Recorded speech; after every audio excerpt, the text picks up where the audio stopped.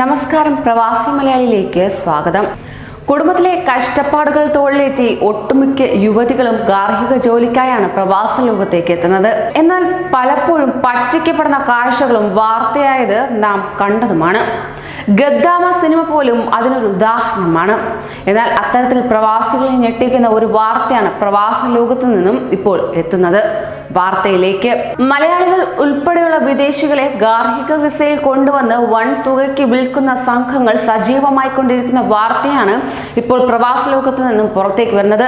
നടപടി ഇതിനെതിരെ ശക്തമാക്കിയിരിക്കുകയാണ്.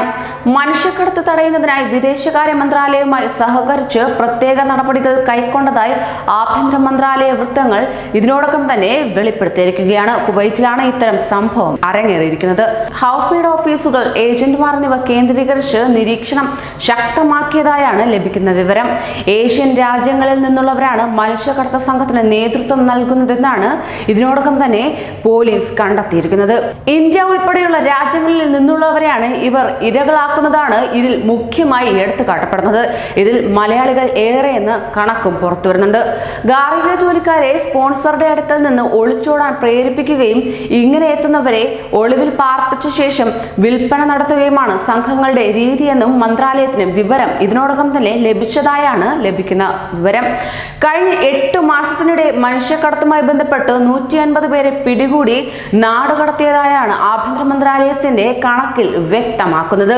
ഗാർഹിക തൊഴിലാളി നിയമത്തിൽ കൃത്രിമം കാണിച്ചതിന് 2018 420 പേരും 2017 520 പേരുമാണ് ഇതിനോടകം തന്നെ പിടിയിലായത്. 2016 860 പേരെ ഇക്കാരണത്താൽ നാടുകടത്തിയ കണക്കുകളും ഇതിനോടകം തന്നെ സൂചിപ്പിക്കുന്നുണ്ട്. മനുഷ്യക്കടത്ത് തടയാൻ ശക്തമായ നടപടികളുമായാണ് ഇപ്പോൾ കുവൈറ്റ് രംഗത്തെത്തിയിരിക്കുന്നത്. ഇതിനോടകം തന്നെ സമീപകാലത്ത് വിദേശികളെ ഗാർഹിക വിസയിൽ കൊണ്ടുവന്ന് വിൽപ്പന നടത്തുന്ന സംഘങ്ങൾ സജീവമാണെന്ന് കണ്ടെത്തിയതോടെ ഇതിനെതിരെ കർശന നടപടിയെടുക്കുമെന്നാണ് കുവൈറ്റ് അധികൃതർ വ്യക്തമാക്കിയിരിക്കുന്നത്.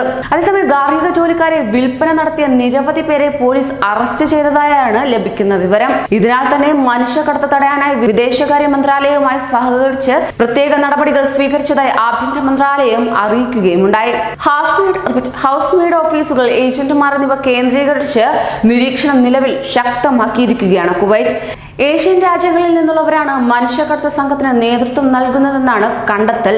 എന്നാൽ അതിനോടൊപ്പം തന്നെ മനുഷ്യക്കടത്തിൽ ഉൾപ്പെടുന്നവർ ചുളുവിലയ്ക്ക് വിൽക്കപ്പെടുന്നവരിൽ മലയാളികൾ ഏറെയുമാണെന്നും കണ്ടെത്തിയിട്ടുണ്ട്. ഇന്ത്യ ഉൾപ്പെടെയുള്ള രാജ്യങ്ങളിൽ നിന്നുള്ളവരെയാണ് ഇവർ ഇരകളാക്കുന്നതെന്നത് ഞെട്ടിക്കുന്നത് തന്നെയാണ്.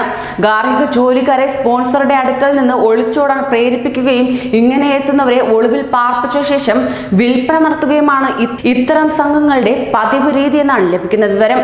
ഇതിനോടകം തന്നെ മനുഷ്യക്കടത്തുമായി ബന്ധപ്പെട്ട് 150 പേരെ നാടുകടത്തിയതായാണ് ലഭിക്കുന്ന വിവരം. ഗാർഹിക ജോലിക്കായും മറ്റു ജോലിക്കായും വിദേശ നാടുകളിലെത്തുന്ന യുവതികളുടെ പ്രത്യേക ശ്രദ്ധയ്ക്ക് ഇത്തരം പറ്റിപ്പുകളിൽ പെടാതിരിക്കാൻ ശ്രദ്ധിച്ചുകൊള്ളണമെന്ന് അറിയിച്ചുകൊള്ളുന്നു. അതോടൊപ്പം തന്നെ പ്രവാസി യുവതികൾ ഇത്തരം പറ്റിപ്പുകളിൽ പെട്ടിട്ടുണ്ടോ എന്ന് നാട്ടിലുള്ളവർ പ്രത്യേകം സൂക്ഷിച്ചുകൊള്ളുക. ഇത്തരത്തിൽ ഏതെങ്കിലും വിവരം ലഭിക്കുകയാണെങ്കിൽ ഉടൻ തന്നെ പോലീസിനെ അറിയിക്കണമെന്ന് അഭ്യർത്ഥിച്ചുകൊള്ളുന്നു. ന്യൂസ് ഡെസ്ക്, പ്രവാസി മലയാളി.